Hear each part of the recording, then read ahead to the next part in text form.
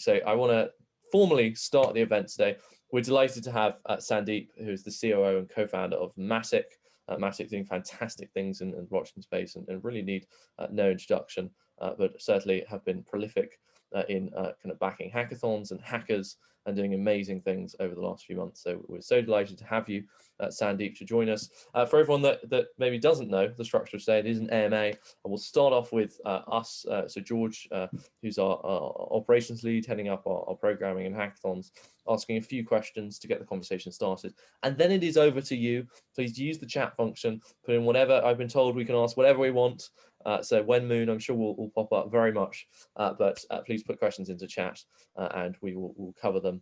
And in general, I know we have a lot of student leaders from various universities, a lot of good student hackers.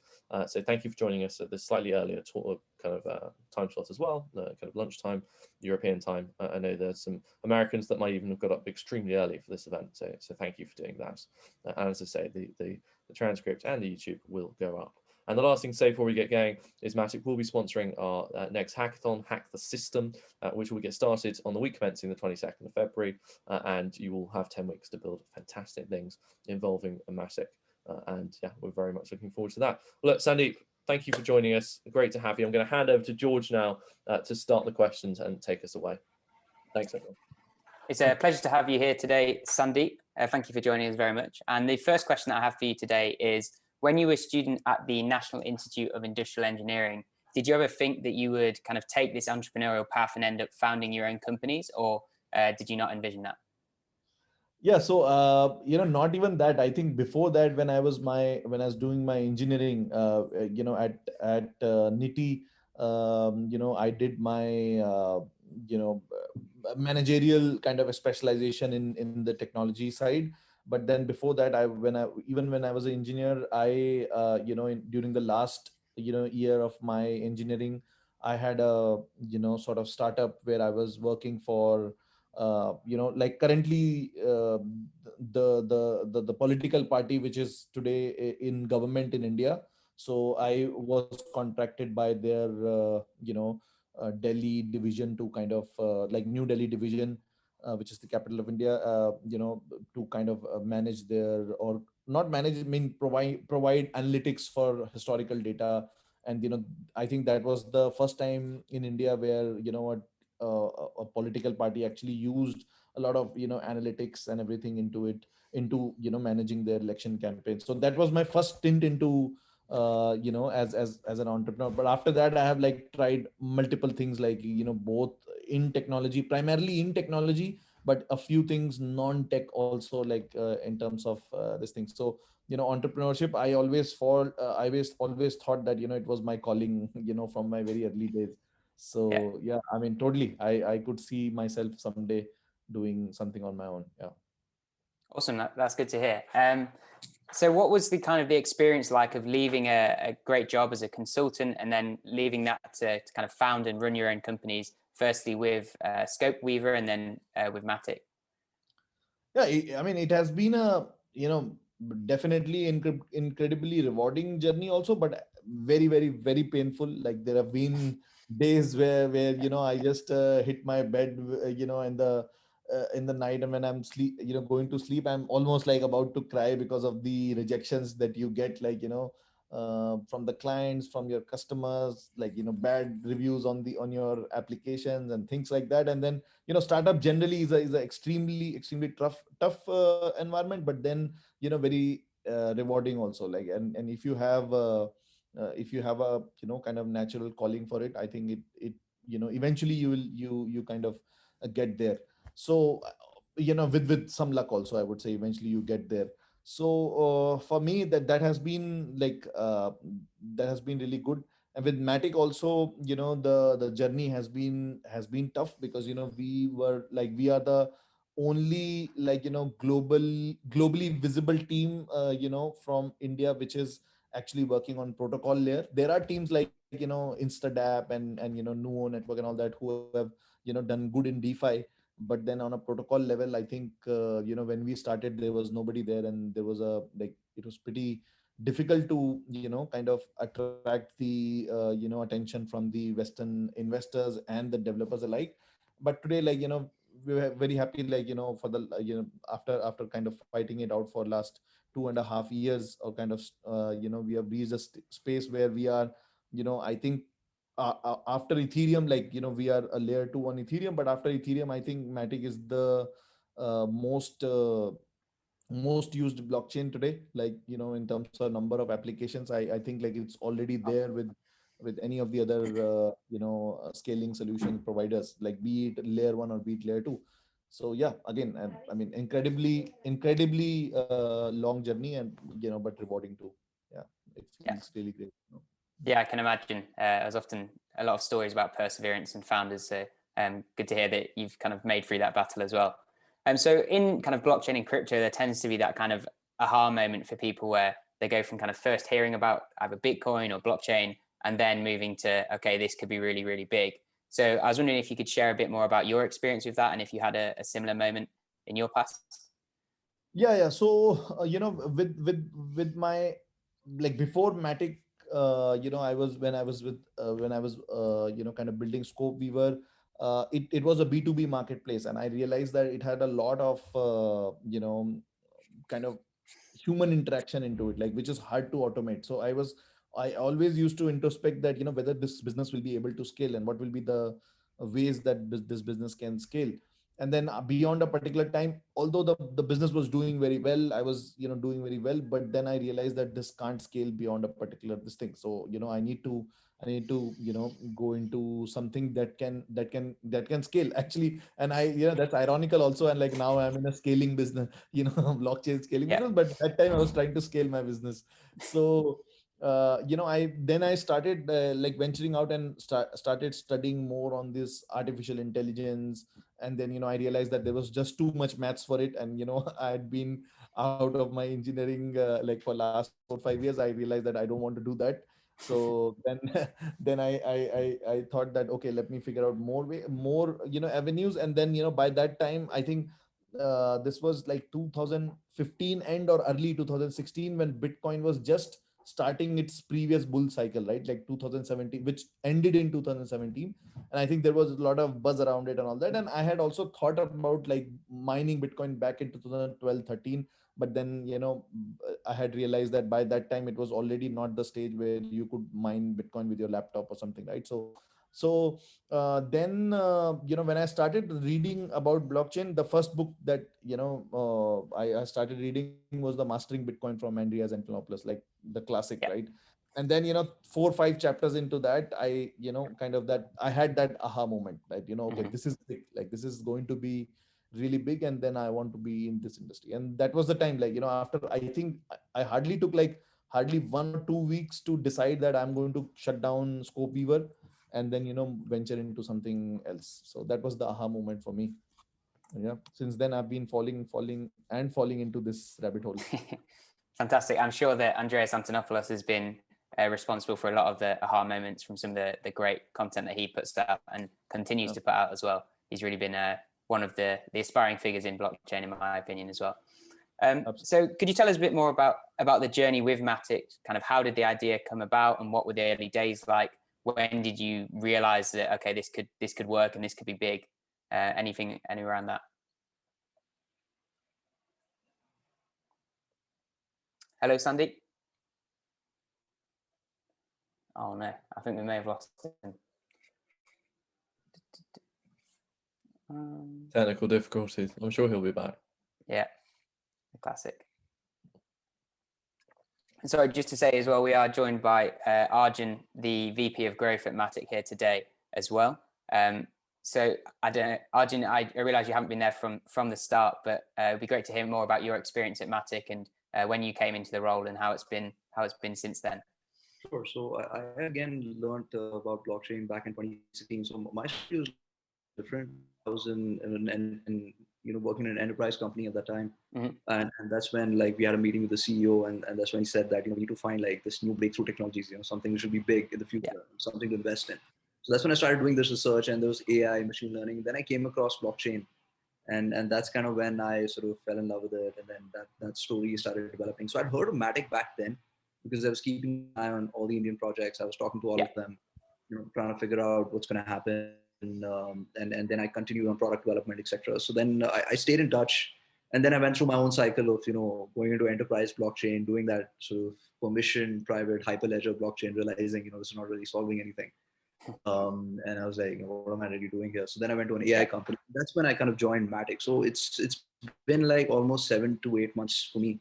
And it's been absolutely nuts. Like, so I joined just when the mainnet went live. And after that, it has been a mad dash to where we are today with a lot of adoption. A lot of good things have happened. It's been a crazy learning experience for us as well. Because there's so many things which are there in your mind when you sort of when you think about what the ecosystem wants, needs, and sometimes you can get all the math right, and you can scope out, like for example when you talk about L2 scaling, right? You can scope out what the market needs and you can design your solutions, but then when you actually start deploying and talking to people, you kind of realize like there's so many other things that you need to do, and that's kind of when other aspects of the blockchain ecosystem started to become very apparent to us. That is not just about the technology. The fact is that this technology was invented to create a trustless society. So this whole concept of the ecosystem and the community is possibly even more important than the technology at play. And these are some of the things which we realized, so that's when we kind of had to put all of these pieces together, that we have the mainnet now. Do we have the tools to support that? Do we have sort of the structure to manage the ecosystem? Do we have developer support? Is our documentation good enough?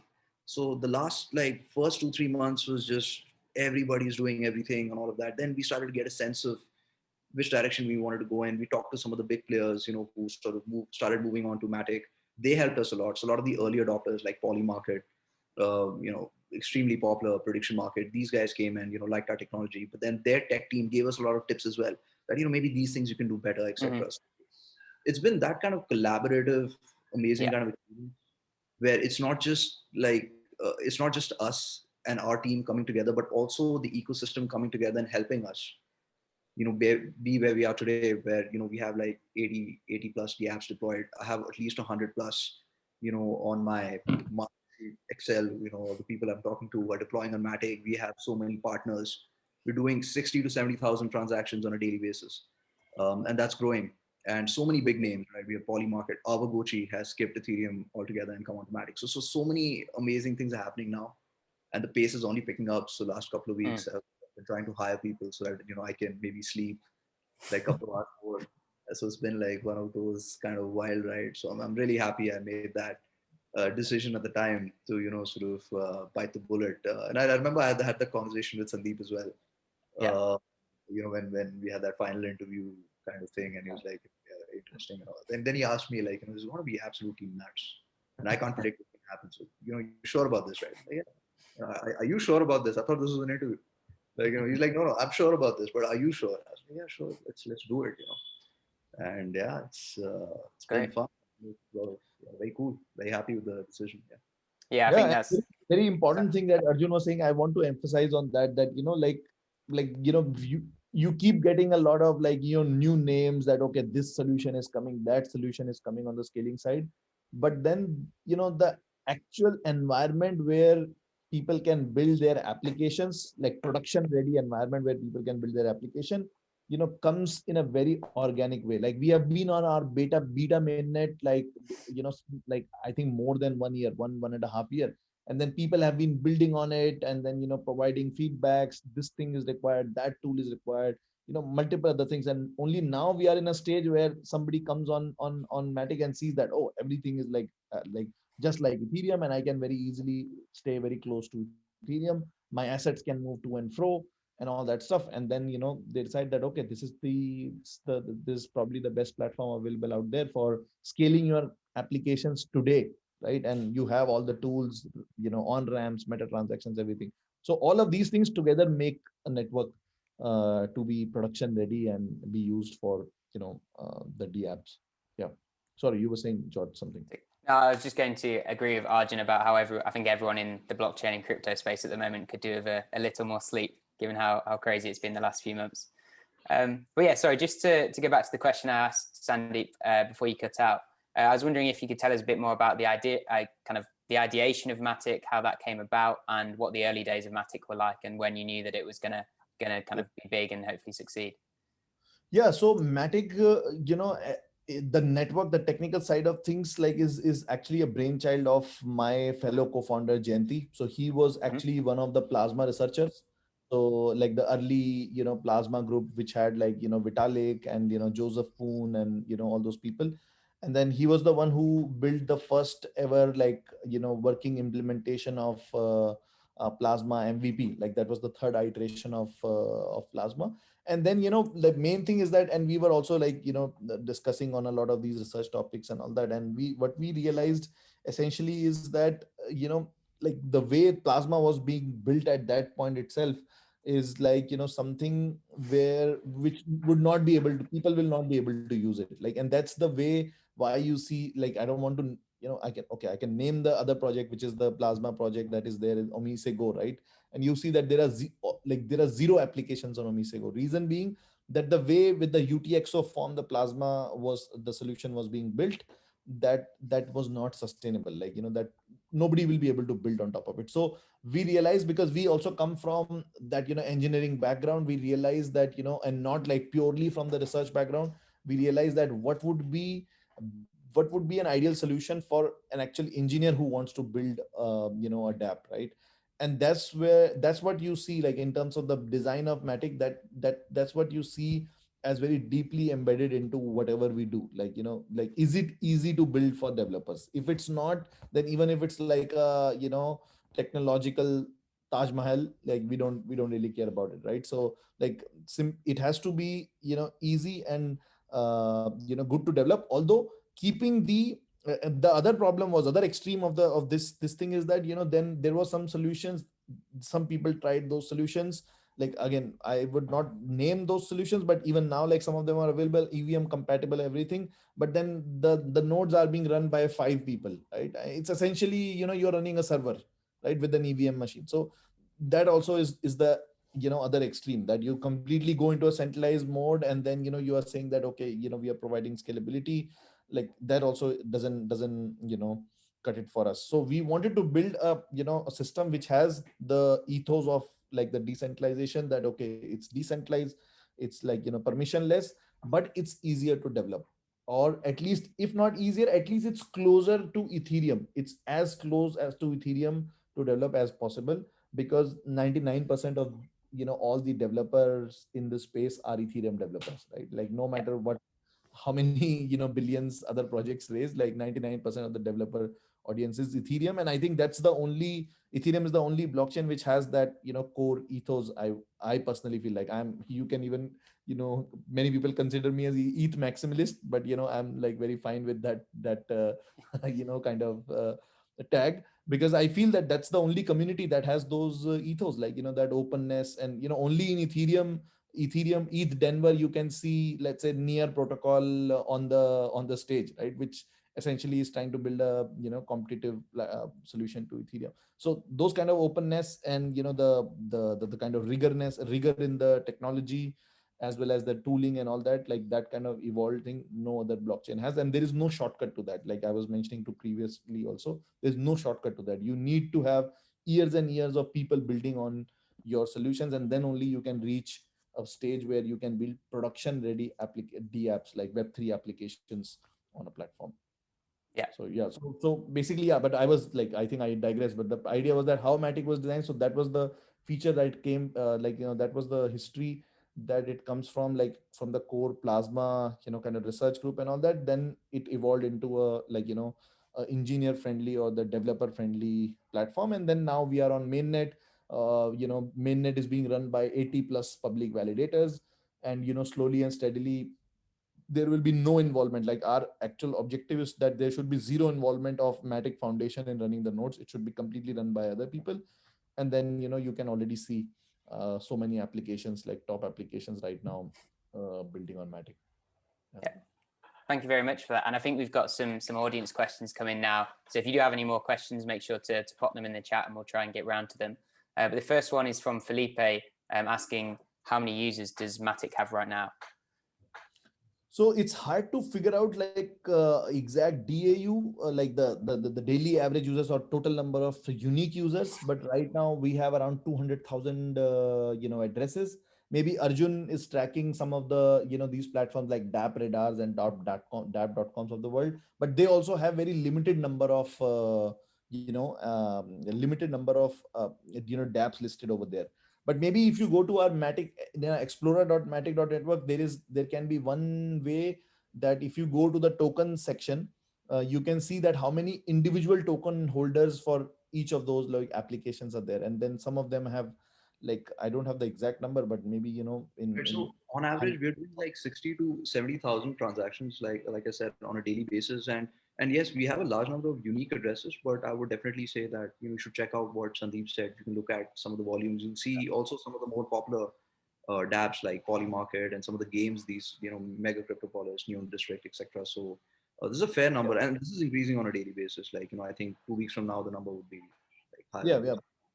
I think that the number of unique users total on Matic would be somewhere around, like, in few tens of thousands of users, like maybe around, like max will be 40 to 50,000 users.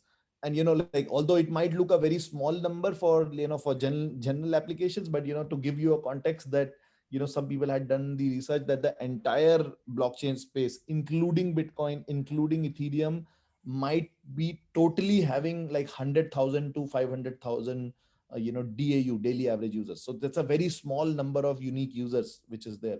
And so that's why, like, having 50,000 users is a pretty big deal in the space. Like, like you might be hearing a lot about, let's say, Uniswap or Compound and all that, but if you go, daily average users on those applications are hardly like 10,000 users. So there are, like, the actual users who are using it, not the speculators, are very low in number. So that's why, like, I think that number already reflects pretty good this one. And we are expecting some of these social applications, like, which can actually really pull people, and games, which can actually increase the number of unique users. So Sapien Networks is one who's they were launching a Reddit on blockchain. You can think of it like that. And then games like Neon District and all that, which are having a 10% daily growth in terms of their users. So monthly you can think of it like you know quite a large number of user growth. So yeah. Thank you for that. Yeah, I know it can be difficult to quantify the users, particularly in blockchain, but definitely room for growth as blockchain as a whole, as you mentioned there. So a question from Raluca, will Matic integrate with other layer one protocols, or do you think that won't happen? I don't think that we are looking at it in the short term. Okay. Like, unless some layer one network becomes big enough to even like 10% of Ethereum, we might think about it. But we right now we don't think that it's worth it, because no other, see, you need a layer 2 when the layer 1 is completely filled, right?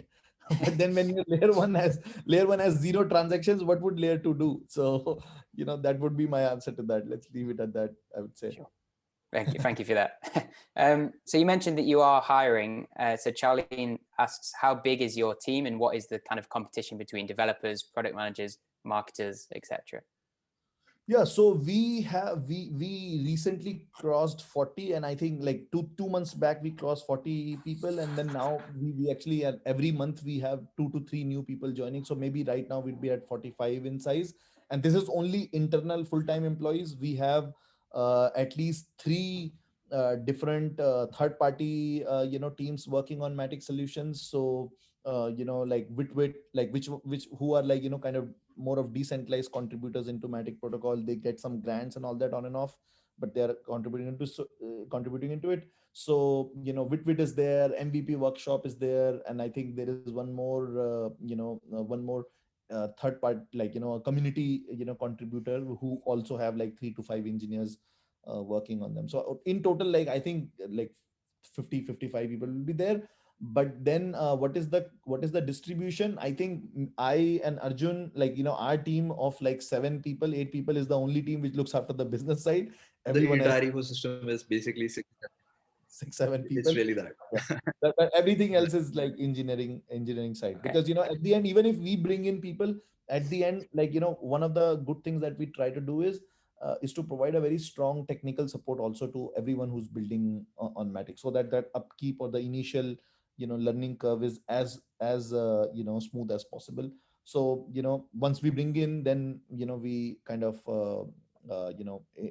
integrate them with our technical team, and then the technical team Sure. also will support. Yeah.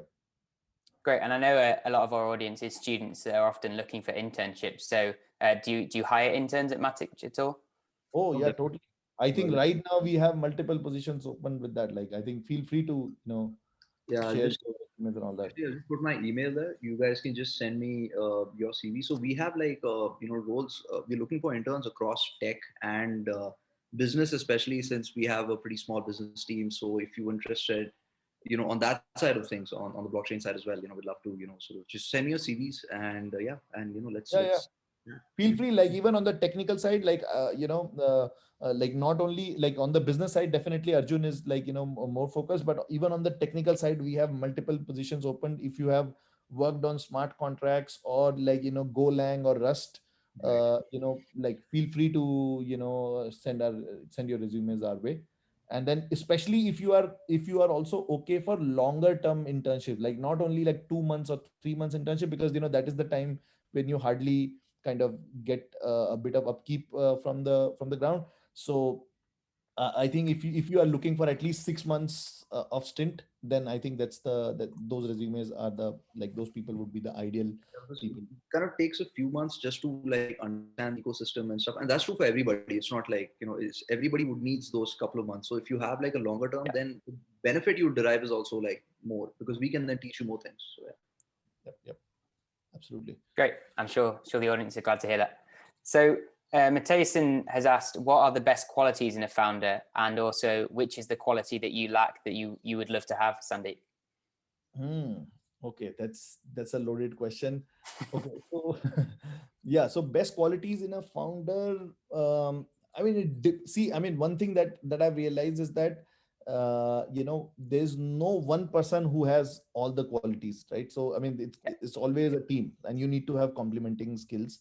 And I will talk personally from my perspective. So like especially when you have, and this is the recent revelation I was having, that when you have, let's say, three people team, right? So, or let's start from two people. When you have a two people team, then there is only one relation that needs to be managed, right, between those two people. When there are three people, then there is three C2, right? Basically three relations to be managed. And then when there are four people, then there is four C2, right? Then that it's six relations to be managed. So I think when you have so many relations to be managed in between, and your team is, let's say, two, three, four people strong, one thing is that at least one of the people has to, at least one, and if the whole team is there, that's even better, but at least one of the person has to submit to the cause, right? So if you are a founder, I would say that if you are submitted to the cause, if you are kind of dedicated to the actual vision and your cause, and have like when I say submit to the cause, that means killing your ego. Like, one quality, like if you want me to summarize it, I would say that having lowest amount of ego can be very good thing, especially when you are a founder, right? So and the team around you feels like you automatically get elevated. Instead of you demanding a leadership position, you actually get elevated to the leader position. So I think that's one important thing I would say, that submit to the cause. That will help you reduce your personal ego, and you think about everything from the perspective of whether it helps my mission or not. So that's one important thing, and a practical thing also. Like, I'm not saying this as like like some jargon. I actually mean it. Like, the ego, or the hubris, between the co-founder hubris, that's famously called.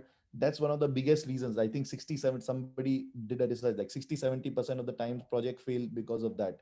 So try to have your ego in check, and realize that if you have built a good team, everyone is smart, right? Everyone is smart, and everyone has their opinions, and respect everyone's opinions. uh, then as a founder, why I'm not mentioning the general things, like your intelligence and your perseverance, and all that stuff is given. Like, without that you will anyways fail.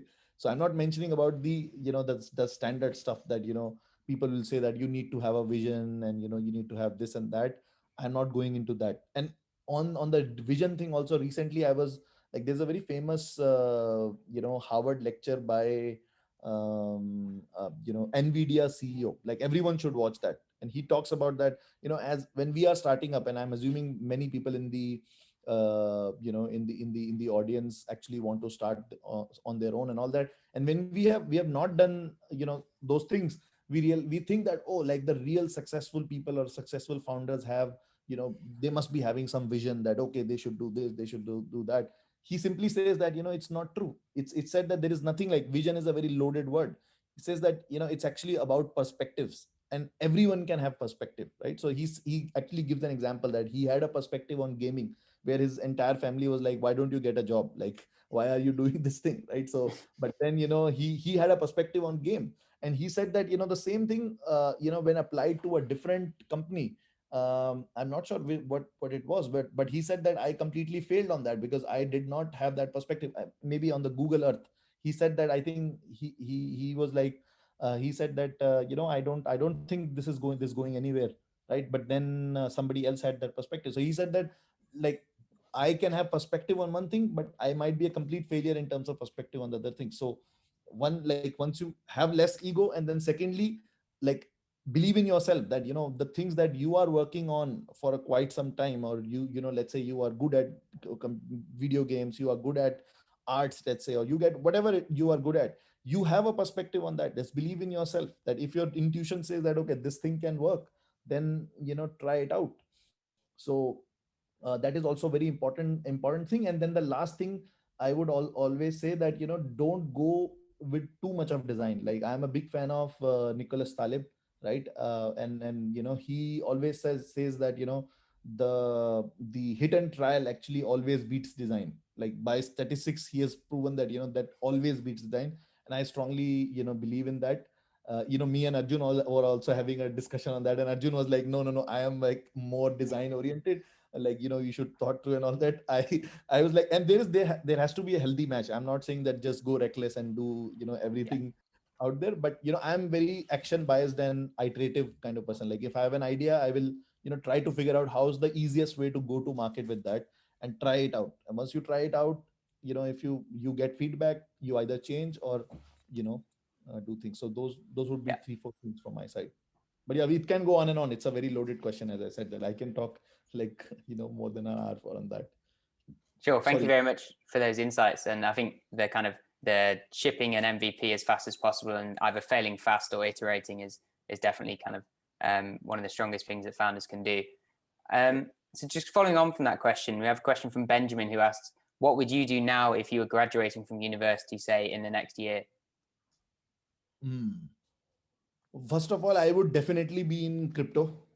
I Mhm. would definitely be in crypto. Like, I would right now, like, you won't believe that I brought my sister, my brother-in-law, now my wife also in this industry. And pretty much everyone I come across, I ask them that you should be there. Like, this is the one of the biggest revolution that you can see in your lifetimes, in the for the whole of humanity. So you should be there, and like, be in crypto. And then whatever you are doing, like, if you are in arts, like right now, NFT art, NFT and arts into NFT is like completely going crazy. Like, I think that's one thing that everyone should look at. If you are good at gaming, go for gaming and do something in blockchain based gaming. That is also one place that is going to explode.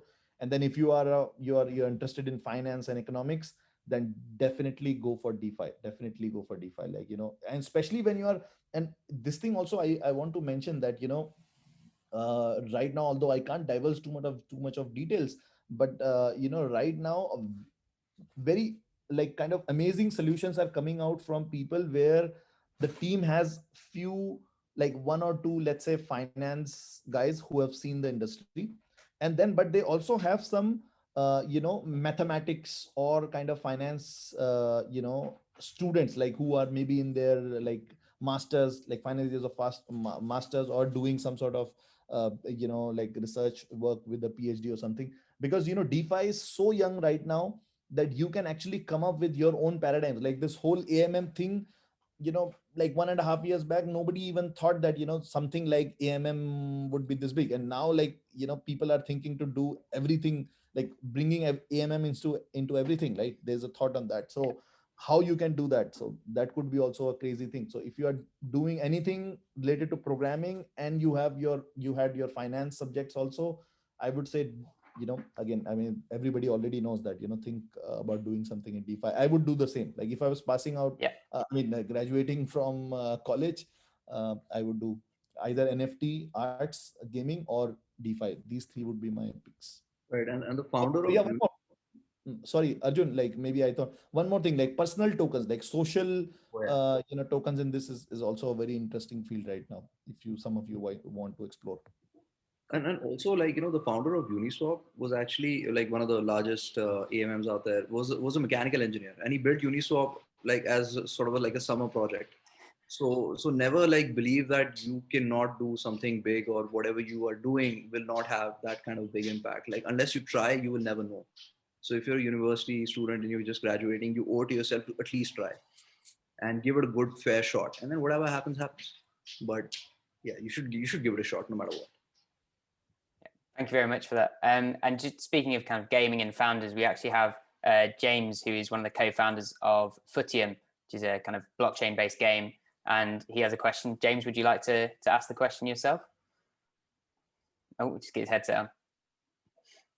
Put him on the Cheers. spot. Yeah, thanks, Josh. Thanks, Josh. Can you hear me? Yeah. Okay, cool. Yes, I was thinking, like, considering the ecosystem grew like super organically, then it's like, how active were you in pursuing your kind of your early adopters of your product?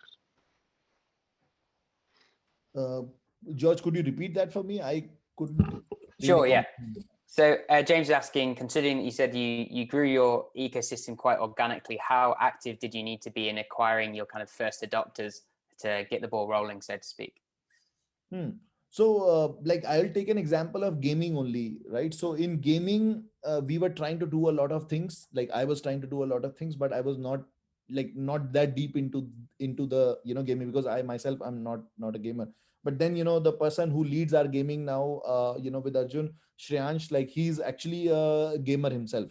So once he kind of started doing that, like the results were like manifold than that. So I think I completely agree with like I would say that with James, that you need to be like, if you want to get early adopters to you, you need to know their industry as much as possible. So I personally, because I knew let's say the not like the general DeFi space, like not DeFi, the DApp space more, like what can happen with dApps and all that.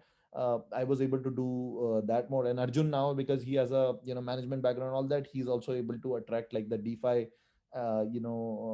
people, because he knows their industry. So it's absolutely important to be deep in their domain.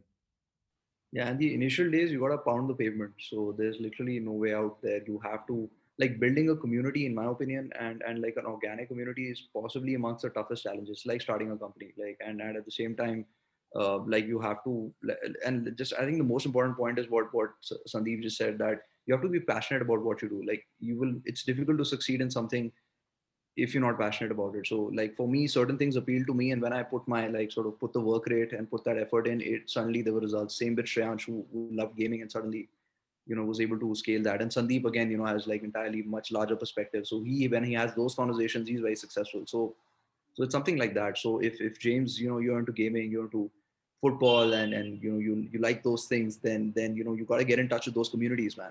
Like find those communities on Twitter, find those communities on Discord, interact with them, see what they talk about, and then that'll give you a good like sort of barometer of what people want, what they're thinking. You can pitch your idea there and kind of like really take it from. One more thing I want to say, which ties with the previous this thing also, that qualities in the founder and all that like, and it extends from what James actually said, that one of the things I was initially able to in spite of having very like small team and all that, initially able to do the bring the DApp developers into Matic, even when we were in the beta mainnet, is that because I am myself, I'm a developer. Like I knew their pains, like what they are going to do, like which APIs or which kind of libraries they should use, when they are, which wallets they should use, what can be their business models, how they can make money from their users and all that, and then grow their revenue stream and all that. So again, like that matters a lot. Like I think that's the one of the biggest things, like because having me doing the marketing and business development for Matic, where I have some context of the technology, I think gives me a fairly decent kind of advantage over, let's say, the people who are doing the marketing or business growth side of other projects, but they are not technical, right? So that gives me some leverage on top of that. Like if you are also doing something where you are hands on and you have done some serious stuff on that front, you will definitely have much better advantage doing Like for business. us, like in our business team, like everybody comes from a developer background. Like Sandeep, me, like everybody has been a developer. So that's that, and you can see that reflection in the design of our product as well. That why our documentation is comprehensive. Why do we have examples there? Right? Like why do we maintain all these repos to help people understand our code? Like because all of us have been there and we've sort of faced those pains. So yeah. Great. Can you possibly further my question? So, do you have people that work across kind of multiple aspects of the business, or is that Sandeep's role? Because like I try to spend my time. So I'm doing like an economics and management degree, but I also kind of do dev work for like the other half of my time. So I'm essentially writing essays half the time, or I'm writing code. So it's like I'm trying to figure out how I'm going to like what's the best kind of division of kind of time for myself. Where I should kind of spec into the business side, or spec and just like go further into the dev side, or if there's a space of people who just do both. Yeah, George, again, can you repeat some part of the question? Sure. Like, Sorry. for me, Yeah. but I got James's some mic part of it, seems. but not fully. Yeah. Yeah. So he's asking. He's currently doing a degree and on the side doing development work for Footium. So is it worth him trying to focus in more on the business skills or the developer skills, or is there potential to kind of have strengths in both? Yeah. So like first and the foremost thing is that you need at least like a good, like a team basically with you, with co-founders. Like I would say that it's always good because this is a very lonely and very struggling, full of struggle and tiring field. So get some mates besides you. So at least one or two co-founders. I think two or three is a very good size. Get that. But then right now, it is like, I understand that you are going through a lot of struggle, and this is the time when you do these things, like like, I mean, it's very normal. One thing to understand, that it's very normal. A lot of people do that, but the best way to survive out of that is having like really good buddies alongside you. Like if you are a good developer, have a buddy who can focus on the business and who's passionate about that also.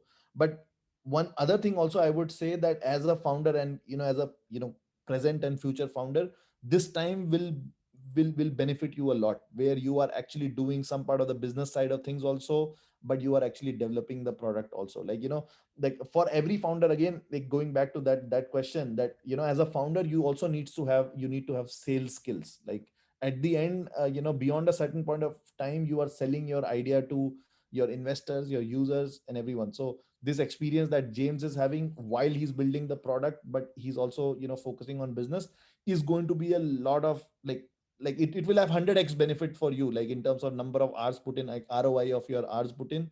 I think so, keep doing it. Like this is the time to do it. Like right now you would be like 2021, right? This is the time. There's no like, don't like, although I am an Indian and we are characterized with like workaholic or whatever, but yeah, like right now, don't think about all these things, like work life balance and all that. Like let them out of the window. This is the time for you.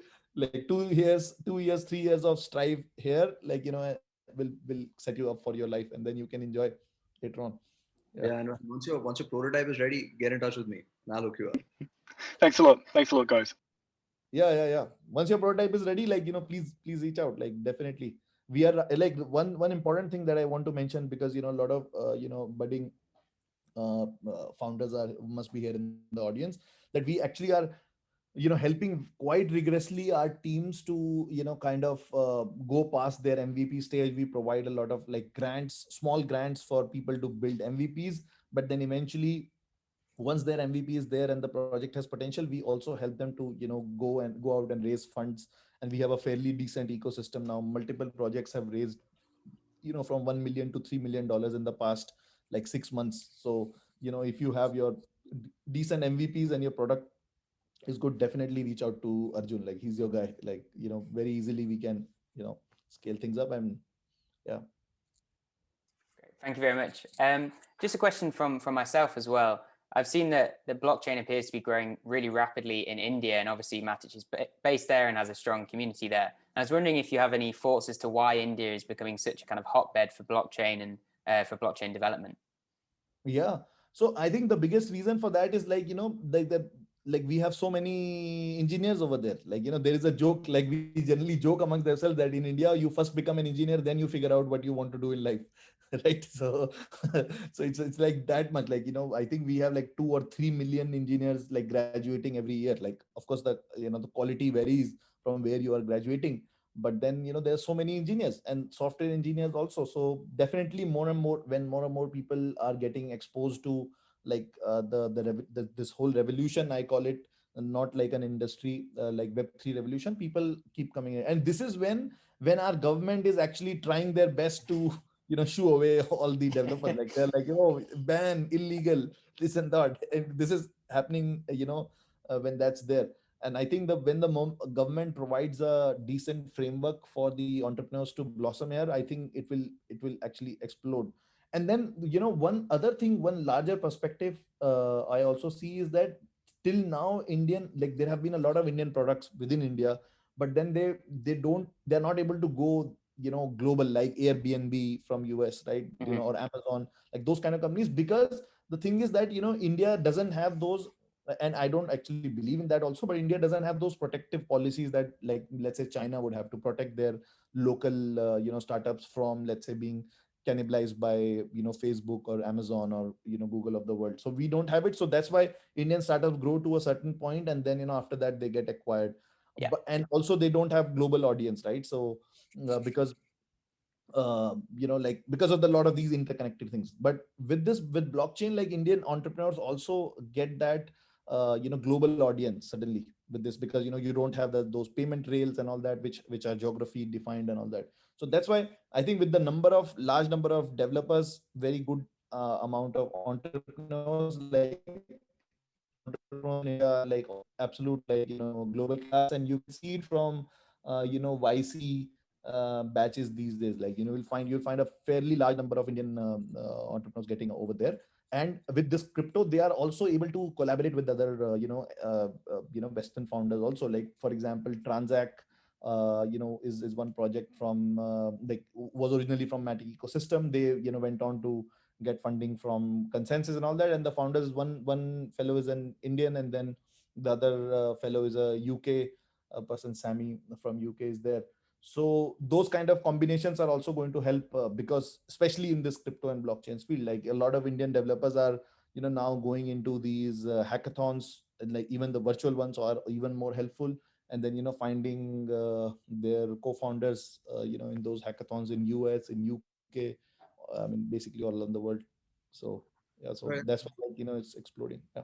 Right, and also like it's also the with the advent of just availability of internet, right? So with greater internet penetration, like more and more people now can interact with the global audience. And now that especially in computer science, like you can get like the best education for free on YouTube. Like you have some of the best professors with their courses out there.